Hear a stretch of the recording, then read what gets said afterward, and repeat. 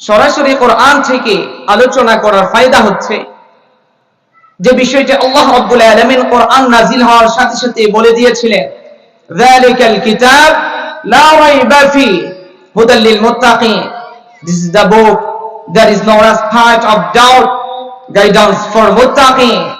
ইহা এমন একটি কিতাব যেখানে ভুল তো দূরের কথা, বরং সন্দেহের অবকাশ নেই। যারা এই কিতাবকে সন্দেহ করবে, যারা এতে বিভ্রান্তিকর সৃষ্টি করবে, তারা গোমরাহ হয়ে যাবে। আর যারা মুত্তাকি, যারা তাকওয়াবান, আল্লাহকে ভয় করে, তাদের জন্য রয়েছে এতে হেদায়েতের পথ। আল্লাহ রাব্বুল আলামিনের কোরআন থেকে সরাসরি আলোচনা শুনব ইনশাআল্লাহ। আমি যে আয়াত কারিমা তিলাওয়াত করেছি, আল্লাহ রাব্বুল আলামিন সূরা আলে ইমরানের